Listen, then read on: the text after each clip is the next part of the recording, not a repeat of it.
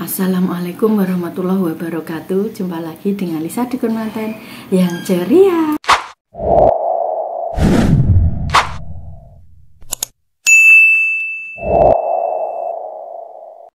Alhamdulillahirabbil alamin.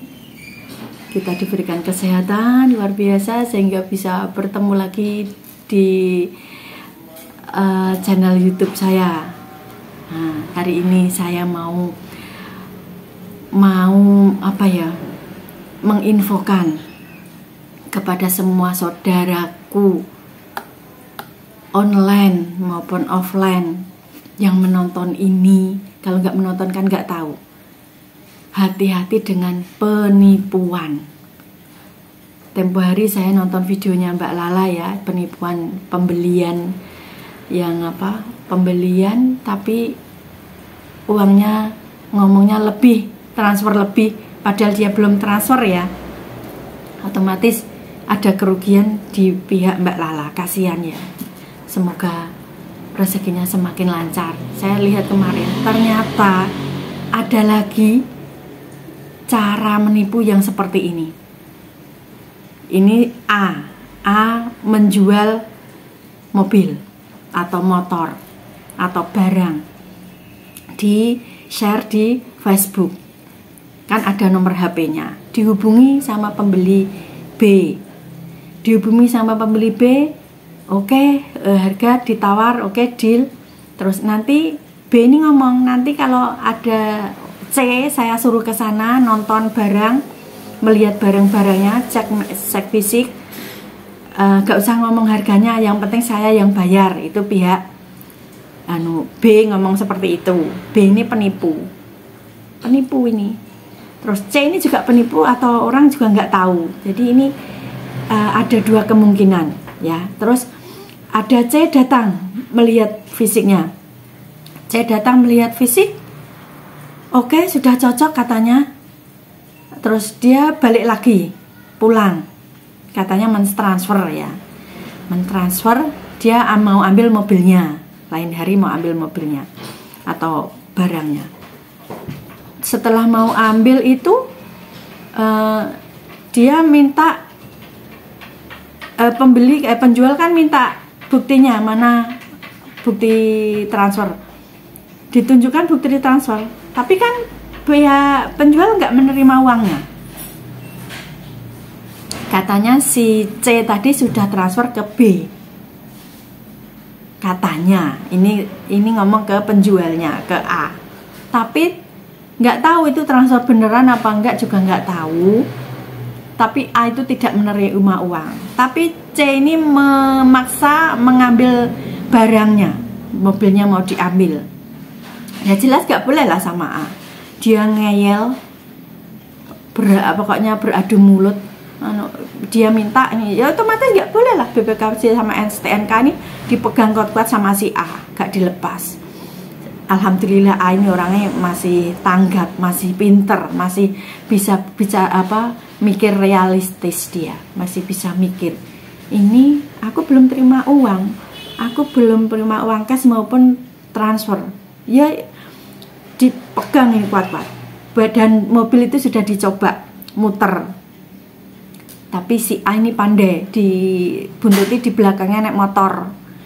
Terus dia kan bawa mobil orang itu, si C tadi bawa mobil 2 orang. Mobilnya ditinggal di tempat yang perjanjian ketemuan tadi. Ditinggal yang satunya, yang nyoba ini 1 orang. Dibuntutin sama si A, muter kemana dia coba, kembali lagi ke tempat semula. Oke.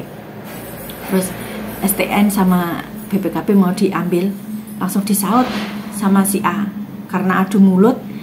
Yang C tadi dia merasa transfer katanya, tapi ini juga dua kemungkinan si C bersekongkol dengan si B, kemungkinan si A juga bisa bersekongkol dengan si B. Nah ini dua kemungkinan katanya pihak secara kepolisian, tapi si A ini enggak menerima uang, nggak apa-apa, yang itulah namanya ruwet. Katanya ini penipuan segitiga, ada sekarang model begitu. Tempo hari saya juga baca di apa, info Bojonegoro itu motor, tapi lama, itu sudah lama. Tiba-tiba di dekat area saya juga ada seperti itu, penipuan model gini. Akhirnya si C lapor ke kantor polisi. Polisi daerah, desa ya, maksudnya polsek. Si polsek ini, ayo langsung ke Polres, dibawa ke Polres sama mobilnya. Coba, si A belum menerima apa-apa tapi sudah ikut proses kayak gini, kan kasihan, rugi waktu, tenaga, pikiran, masya Allah. Gak doyan makan si A, jelas lah, namanya berurusan sama polisi.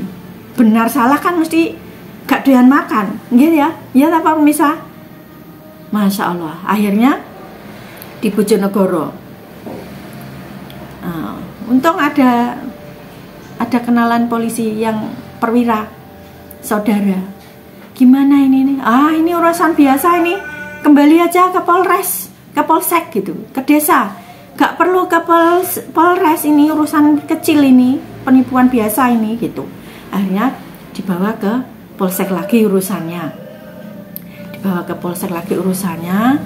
Dua ini kesepakatan. Katanya ditanya sama polisi, si C, kamu minta apa?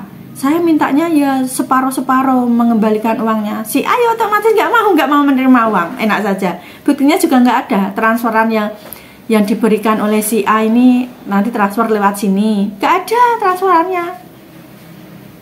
Dicek, polisi kan sudah pintar, di bank juga dicek, nggak ada. Terus akhirnya polisi itu membuat kebijaksanaan. Si A disuruh buat pernyataan, sementara mobilnya nggak boleh dijual, ada saksinya, sementara begitu. Terus si C ya pulang dengan tangan hampa, pelapor itu. Jadi artinya apa ya, dealnya nggak tahu, dealnya nggak ada. Tapi si A merasa dirugikan, merasa ditipu juga. Alhamdulillah mobil itu nggak ke bawah. Ada loh kasus yang barengan, mobilnya sudah dibawa, gak malah nangis barang wis dibawa sedangkan belum dapat uang. Namanya penipuan segitiga. Sekarang reno zaman sudah orang cari uang susah, mbok wis gak usah macam-macam menipu, akan semakin menjerumuskan. Ya Allah. Terus akhirnya berapa hari kemudian mobil itu ditahan sampai 1 minggu loh. Gak rugi apa? Terus dikembalikan, mobil itu dikembalikan, diantar sama polisinya, diantar ke rumah. Bukan orangnya yang suruh ambil, si A bukan disuruh ambil, diantar ke rumah.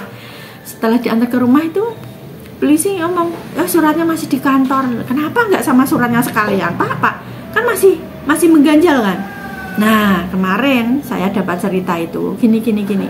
Lah kok bisa, aku ngomong. Itu nggak bisa, suratnya harus diminta, mobilnya sudah diantar kok. Kenapa? Alasan apa lagi? Ini katanya ini. Kamu nggak salah, itu barang kamu nggak salah. Aku hubungi Bu Jaksa, teman saya, konsultasi maksudnya. Ini bagaimana ini? Sebentar, saya tak tanya dulu siapa yang ngurusi ini. Nanti kalau memang benar ya langsung diambil suratnya. Ini maksudnya masuk kasus apa enggak gitu. Akhirnya nggak lama saya ditelepon, ambil aja suratnya, sudah beres. Orang penipuan ini, udah suratnya diambil, sudah nggak ada apa-apa. Nggak bisa nih diproses, nggak bisa. Alhamdulillah barang itu bisa kembali, suratnya juga kembali. Harusnya itu harus diselidiki. Pihak pelapor itu harus diselidiki. Misal dia transfer kemana, harus diselidiki itu harusnya polisi kalau mau kerja ya. Diselidiki siapa yang nerima, kan dicek bank namanya siapa. Maaf ya saya agak ini pemirsa, agak pilek. Terus dicek siapa penerimanya di bank mana. Kalau polisi kan bisa mengacak-acak ke bank itu. Kalau orang biasa ya nggak bisa. Kalau untuk penyelidikan bisa. Dilihat di mana, alamatnya di mana, kan tahu. siapa yang menerima, alamatnya di mana, dicari, tahu kalau dicari itu, Masya Allah. Tapi terus berhenti di situ, otomatis kan penipuan makin marak, orangnya akan berbuat lagi. Itu kalau menurut saya ya, itu insting saya. Itu si B sama si C itu sekongkolan, persekongkolan itu. Oh, batinnya si C, alah, gak jadi ini orangnya pandai ini, gak bisa dapat barangnya, gak dapat uangnya, kan harus dia targetnya kan dapat uang yang 50%, sampai 50% gak mau, dia mau ya sudah 60-40. Si C nya minta 60, si A dimintanya 40 mengganti uangnya. Lah kok enak? Ya tetap gak mau lah, si A masih waras kok, masih diberi kewarasan sama Allah. Luar biasa, Gusti Allah ini bergerak di sini, Masya Allah. Tanpa Allah tak bisa. Penipuan dan lain-lain semua itu kalau tidak atas izin Allah tidak bisa, Masya Allah. Alhamdulillah saya ikut berdoa karena ini terjadi gak jauh dari keluarga saya. Alhamdulillah sampai gini ya.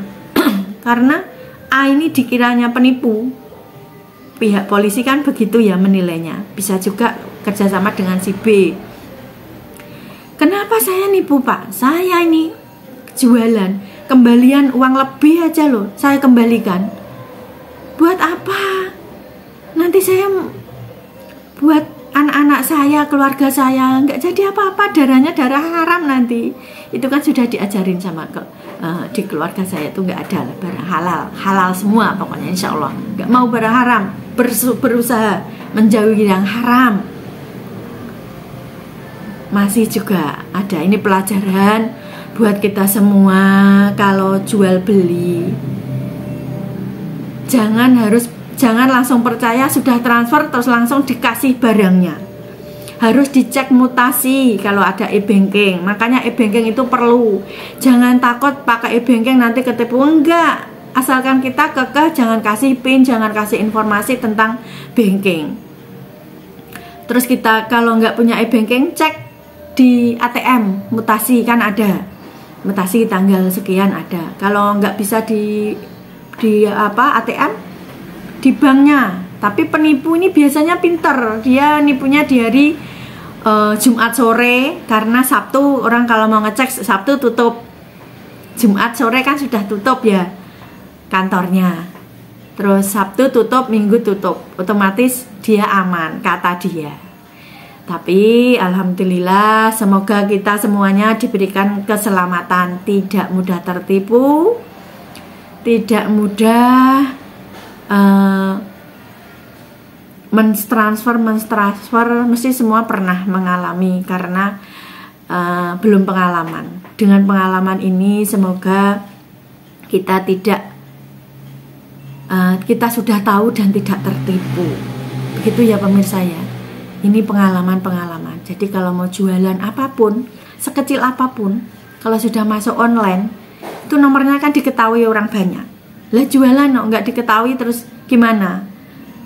Ya itu tadi, kembali ke kita, hati-hati, jangan sampai kita percaya atas omongan pembeli sudah transfer tapi kita belum cek. Jangan, harus cek e-banking, atau kalau dulu ada SMS banking ya sekarang kayaknya sudah nggak ada ya.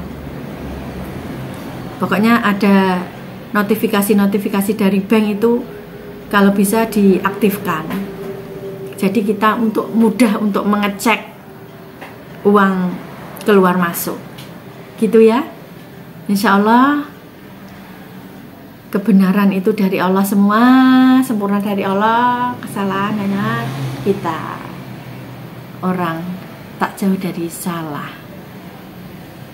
Kita berbagi pengalaman, semoga berguna. Tetap semangat, sehat, berkah hidup kita dunia dan akhirat. Jangan lupa ya di subscribe channel Lisa Dukun Manten,